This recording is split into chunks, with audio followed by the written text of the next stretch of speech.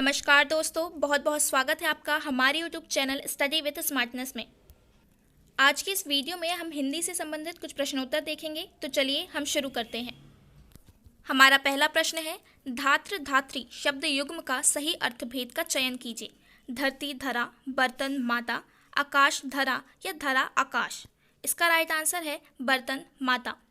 चूँकि धात्र का मतलब बर्तन या पात्र से होता है और धात्री माँ या माता को कहा जाता है, तो धात्र धात्री इस शब्द युग्म का सही अर्थभेद होगा बर्तन माता। नेक्स्ट क्वेश्चन है, गुच्छा, पुंज, ढेर श्रृंखला शब्दों में कौन सी संज्ञा है? भाववाचक संज्ञा, गुणवाचक संज्ञा, समूहवाचक संज्ञा या व्यक्तिवाचक संज्ञा। इसका राइट आंसर है समूहवाचक संज्ञा। चूँकि समूहवाचक संज्ञा जिन संज्ञा शब्दों में किसी भी व्यक्ति या वस्तु के समूह का बोध होता है वहाँ समूहवाचक संज्ञा होती है। यहाँ पर गुच्छा, पुंज, ढेर ये सभी समूहवाचक संज्ञा के उदाहरण हैं। इसके अलावा भीड़, मेला, पुस्तकालय ये भी समूहवाचक संज्ञा के ही उदाहरण हैं। नेक्स्ट क्वेश्चन है, मात्रा नंद का विच्छेद क्या है? मात्रा धन नंद, मात्र धन आनंद, मात्र धन आनंद या मात्र धन नंद। इसका राइट आंसर है मात्र धन आनंद। चूँकि मात्रानंद इसका जब हम विच्छेद करेंगे तो वो मात्र धन आनंद के रूप में होगा। ये मात्रानंद यण संधि का उदाहरण है। यण संधि में हमेशा ई का या हो जाता है, उ का वा और री का रा हो जाता है। यहाँ पर भी री का री ऋषि का रा हो जाता है। तो मात्रानंद एक यण संधि है जिसका विच्छेद मात्र धन आनंद के रूप में होगा। नेक्स्ट क्वेश्चन है, व्याधिकरण तत्पुरुष समास के कितने भेद होते हैं?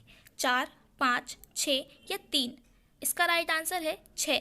चूँकि व्याधिकरण तत्पुरुष समास यानी जहाँ पर उत्तर पद प्रधान तो होता है लेकिन इसमें विभिन्न विभक्तियाँ होती हैं, वहाँ पे व्याधिकरण तत्पुरुष समास होता है। इसके 6 भेद होते हैं, द्वितीया, तृतीया, चतुर्थी, पंचमी, षष्ठी और सप्तमी। ये इसके भेद हैं।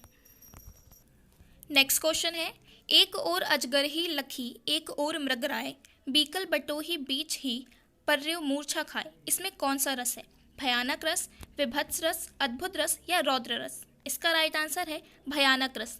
चूँकि भयानक रस यानी जब किसी भयानक व्यक्ति या वस्तु को देखकर मन में व्याकुलता या भय उत्पन्न होता है वहाँ भयानक रस होता है। इन पंक्तियों में एक पथिक है जो कि एक ओर तो अजगर से और दूसरी ओर सिंह से घिर गया है। उनकी उपस्थिति के कारण वो भयभीत हो गया है और मूर्छित हो गया है, तो यहाँ पर भयानक रस है। नेक्स्ट क्वेश्चन है, चूर्ण चूर शब्द युग्म का सही अर्थभेद का चयन कीजिए। चूरण चरण, शिथिल केश, चंद्र चूर्ण या चोटी शिथिल। इसका राइट आंसर है चोटी शिथिल।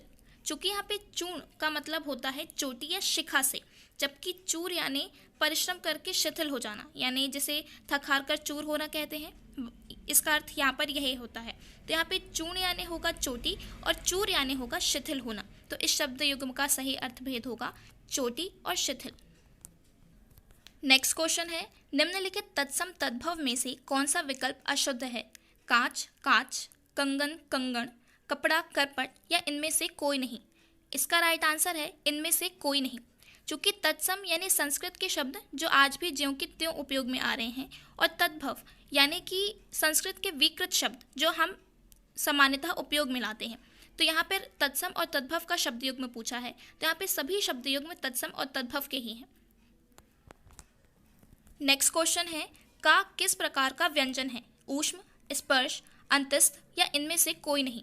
इसका राइट आंसर है स्पर्श। का एक स्पर्श प्रकार का व्यंजन है। स्पर्श व्यंजन यानी जिन व्यंजनों के उच्चारण से जिह्वा मुख के किसी भी हिस्से का स्पर्श करती है वहाँ पे जिह्वा यानी स्पर्श व्यंजन होता है। यहाँ का से माँ तक कुल 25 स्पर्श व्यंजन है, तो यहाँ का भी एक स्पर्श व्यंजन में आता है। नेक्स्ट क्वेश्चन है, निम्नलिखित में से एक शब्द युग्म विपरीतार्थक है, उसे चुनिए। दीवा रात्रि, छोटा तुच्छ, कष्ट संकट, सुख खुश। इसका राइट आंसर है दीवा रात्रि।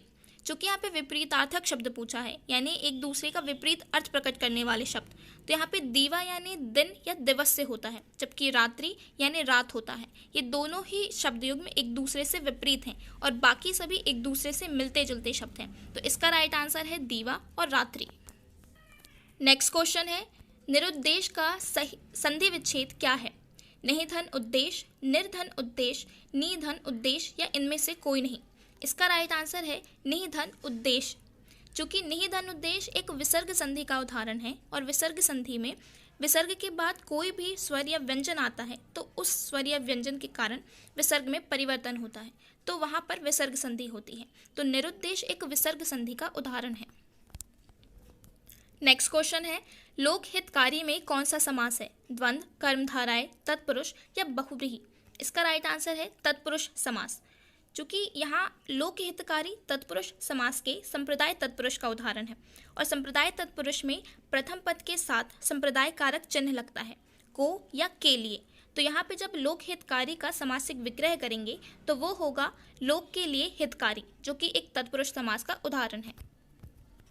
नेक्स्ट क्वेश्चन है, या अनुरागी चित्त की गति समझो नहीं कोय, ज्यों ज्यों बूढ़े श्याम रंग त्यों त्यों उज्जलो होय?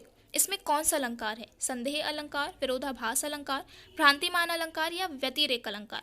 इसका राइट आंसर है विरोधाभास अलंकार। चूंकि विरोधाभास अलंकार यानी जब किसी पद में वास्तविकता में तो विरोध की बात नहीं होती, लेकिन सामान्य बुद्धि से विचार करने पर वहाँ पे विरोध का आभास होता है। तो इन पंक्तियों का अगर हम वास्तविक अर्थ देखें तो वो ये है कि मन की गति को कोई नहीं समझ सकता, लेकिन जैसे जैसे श्री कृष्ण की भक्ति में हम डूबते हैं वैसे वैसे हमारे विकार दूर होते जाते हैं। लेकिन अगर हम इसे सामान्य बुद्धि से समझें तो यहाँ पे श्याम रंग को काला रंग से समझा जा सकता है, और काले रंग में रंगने से कोई उज्जवल कैसे हो सकता है? तो यहाँ पे एक विरोधाभास है। नेक्स्ट क्वेश्चन है, किस अलंकार में तर्क वितर्क की भावना बनी रहती है? भ्रांतिमान अलंकार, विभावना, विरोधाभास अलंकार या संदेह अलंकार? इसका राइट आंसर है संदेह अलंकार। चूंकि संदेह अलंकार यानी जब उपमेय और उपमान की समानता को देखकर ये निश्चित ही नहीं हो पाता कि उपमान वास्तव में उपमेय है भी या नहीं, यानी यहाँ पर एक तर्क वितर्क की भावना बनी रहती है, तो यह संदेहवाचक होता है, संदेह अलंकार है। नेक्स्ट क्वेश्चन है, जीभ का पर्यायवाची क्या है? वचन, ध्वनि, रसना या जीव? इसका राइट आंसर है रसना। चूंकि पर्यायवाची यानी एक से अर्थ प्रकट करने वाले शब्द होते हैं, तो यहाँ जीभ को रसना कहते हैं। इसके अलावा रसिका, जिह्वा, जवान या वाणी भी इसे कहा जा सकता है। नेक्स्ट क्वेश्चन है, कफन बढ़ाना मुहावरे का सही अर्थ क्या है? मृत्यु को स्वीकार करना, बीमार होना, मार देना या दुखी होना? इसका राइट आंसर है मृत्यु को स्वीकार करना। चूंकि मुहावरे किसी वाक्य का विशेष अर्थ प्रकट करते हैं, तो यहाँ पर भी कफन बढ़ाना एक विशेष अर्थ प्रकट करता है, जिसका अर्थ होता है मृत्यु को स्वीकार करना। ये आज के हमारे हिंदी के इंपॉर्टेंट क्वेश्चंस थे। Thanks for watching study with smartness. Please like, share and subscribe.